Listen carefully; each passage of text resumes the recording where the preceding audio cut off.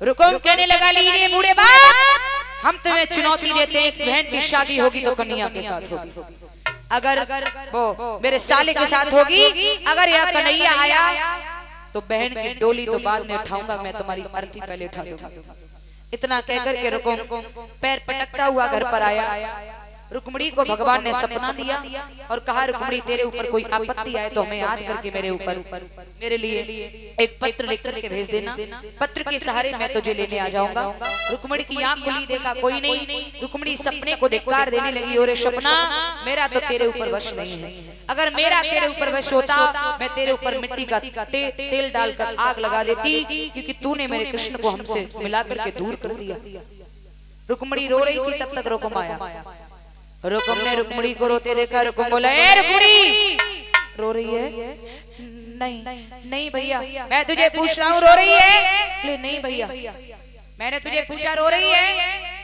रुक्मिणी बोली, हाँ भैया। क्यों भैया? मैं अपनी शादी कन्हैया के साथ करूंगी। कन्हैया के साथ? बोले हाँ। ए बाबरी, जिसने बन बन में गाय चराई, लूट लूट कर माखन खाया, क्या रखा है उसके अंदर? काला करूप सकल का सूरत का, सकल का ना सूरत का।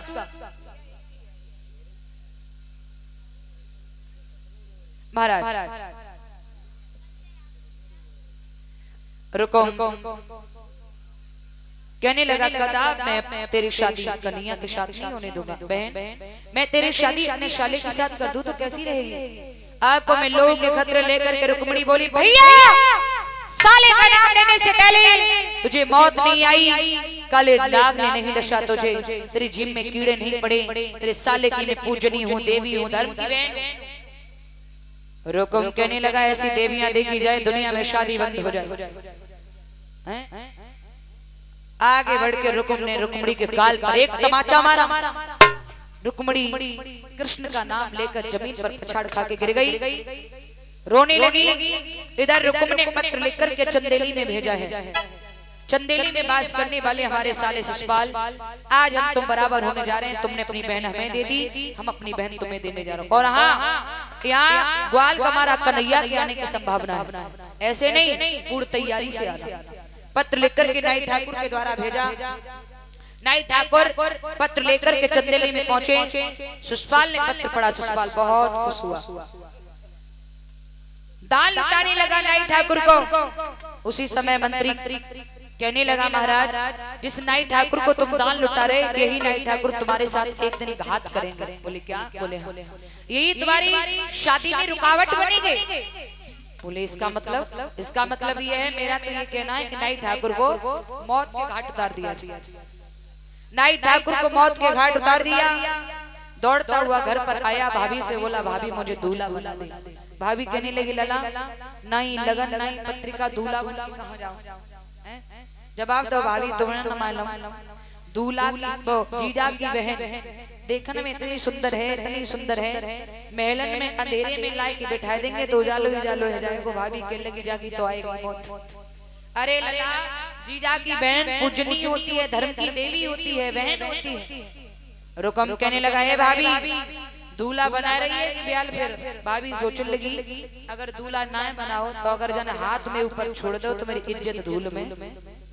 2-4 बिटरियन को बुलाए लाई, चौक पूरो आंगन में पटा रखो। शिशपाल ने पटा पे पैर रखो, जैसे पैर रखो तो शिशपाल को पैर फिसलो, शिशपाल गिर गया।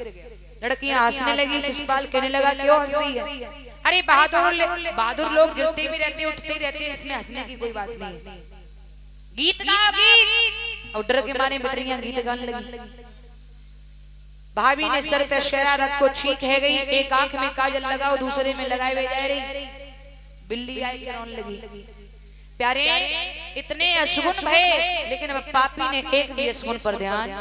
कहते हैं ना, कौआ अंधो रात में, दिन में उल्लू होई, और कामी अंधो रात जिंजा की बुद्धि गई है। जो दुष्ट प्रवृत्ति का निशान होता है ना प्यारे, वो दिन रात दोनों ही अंधा होता है। भाभी ने बहुत समझाना है, मानो दूल्हा बन के घर से बाहर निकलो। विधवा स्त्री खाली घड़ा लेकर के सामने से निकल गई और आगे बढ़ा। कुत्ते रो रहे हैं और आगे बढ़ा। विधवा स्त्री सर पर कंडे का घोष लेकर निकल गई और आगे बढ़ा, देखा सामने से मंत्री आ रहा है। मंत्री को आते देखा, शिशुपाल मंत्री से कहने लगा, मंत्री जी महाराज, आज तुम्हें, मुझे विश्वास है कि आज तुम्हें बहुत खुशी होगी। हाँ है, खुशी है महाराज। तुम्हें मालूम है मैं कहाँ जा रहा हूँ? लेकिन ये नहीं पता है कि आप कहाँ जा रहे हैं। अरे खुशी तो है। अरे भाई, मैं अपनी शादी करने जा रहा हूँ। शादी करने? जी जी। न लगो न टीका न चिट्ठी न बहू दिखाई, डायरेक्ट शादी। मोको कुछ समझ मंत्री, है? मेरे जीजा की बहन इतनी सुंदर है, कितनी? इतनी सुंदर है, कुछ ज्यादा ही सुंदर है। अंधेरे महलों में बिठा दी जाए ना तो उजाला हो जाएगा। अच्छा जी जी। तो फिर जो जनरेटर बंद करवा दो पहले। ही नहीं, ज्यादा ही सुंदर है तो डीजल फूक रहे। तू ये बता, तुझे मेरी शादी की खुशी है या नहीं? अब ना खुशी बाई चांस ना ही होगी, तुम जब जल्दी कब पा लोगे तो खुशी है। ये खुशी है तो मेरे लिए कुछ गा ले खुशी में। गाली गा लूं महाराज? मूर्ख, ये गाली गाने का समय है तो होली गा ले। अरे मूर्ख, होली नहीं, मैं बताता हूँ तुझे क्या गाना है। बहारों फूल वर्षाओ मेरे महाराज आए हैं, मेरे महाराज आए हैं। ऐसे गाने बिल्कुल जैसे तुमने कहा वैसे गाने। बिल्कुल बिल्कुल। सुनिए महाराज, सुनाइए। अच्छा, ये सब सामने वाले सब बराती हैं तुम्हारे? हाँ, ये सारे बराती हैं। सब खावे को तैयार होंगे। मुंह पानी पे पोंछ नहीं जीव तो चाट ली लार। गाओ गाओ। सुनिए महाराज जी, तुम्हारे पास तो खूब पहले की पैसा है रो ना, 10 खुश है जाए भाई, बहुत हम तो खुश है जाते हैं महाराज। इसी के बीच में दे देना मुझे। कलश वाली देवियां एक साइड से खड़ी हो जाए। महाराज सुनिए जी जी। इसी तर्ज पे गाना है? बिल्कुल इसी तर्ज पर। तो वो बिल्कुल ले लो, हमें ही गा रहे हैं। सुनो महाराज, बहारो इन पे ईंट बरसाओ, ये दूल्हा पिटने जाता है, ये दूल्हा पिटने जाता है। क्या मतलब? तेरी नजर में मैं वहां पिटने जा रहा हूँ? तुम्हारी सच्चाई नहीं, नो नथिंग, फ्री फंड फटाफट। अरे मूर्ख, इसका मतलब तेरी नजर में सच में मैं वहां पिटने जा रहा हूँ? नहीं महाराज, ये आपको अगर अच्छा न लगाओ तो मैं आपको दूसरा, बिल्कुल दूसरा गा ले। देखिए महाराज, अभी तो गर्मी पड़ रही है और आगे आने वाले समय में ठंड भी पड़ेगी। अच्छा, लेकिन ठंड के मौसम के लिए हम आपसे कह रहे हैं क्या? उसमें जो भी शब्द आए तो आप ये समझना हम आपसे ही कह रहे हैं। जी जी कतई जी, तुम ही से कह रहे हैं। बोलो। सुनिए महाराज, ये बैंड बांड से हाँ ठीक है। सुनिए महाराज, आपसे कह रहे हैं, बोल बोल। गदहाओ। सुन रहे हैं महाराज? नहीं, गीत गा रहे हैं। हाँ बोलो। आप तो गुस्सा हो गए। सुनिए महाराज, बोलो। पैसा है ना, पैसा ले महाराज, ले। अब भूल गए थे, अब याद आएगा।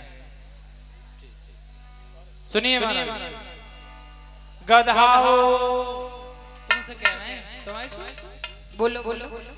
गदहाओ झूल सिलवाओ, ठंड का मौसम आएगा, ठंड का मौसम आएगा। इसका मतलब तेरी दृष्टि में मैं गधा हूँ? नहीं, और आगे तो सुनो, ठंड में मर जाओगे तुम, राज फिर में शायद तू औकात भूलता जा रहा है अपनी। कौन सी आती है भाई? भैया हाँ, कलश वाली देवियां आप लोग खड़े नहीं हुए, इस साइड से हो जाइए। जी, एक साइड से खड़ी हो जाए कलश वाली देवियां। भैया शिशुपाल 4 दिन पहले मौसी के लड़का दंतवक्र को फौज लेकर कुंदनपुर को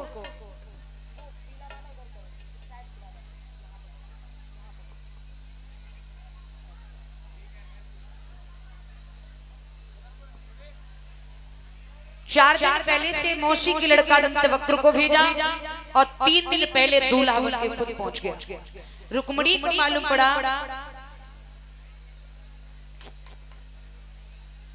रुक्मिणी का रो रो करके हाल बेहाल है। भगवान ने रुक्मिणी को सपना दिया है कि रुक्मिणी तेरे ऊपर कोई आपत्ति आए तो हमें याद करके मेरे लिए पत्र लिख करके भेज देना। भगवान सपना देके अंतर्ध्यान हो गए, रुक्मिणी की आंख खुली, कोई नहीं। कृष्ण की याद करके रुक्मिणी रोने लगी, कृष्ण कहाँ हो प्रभु कहाँ हो। तब तक ब्राह्मण देव का आना हुआ।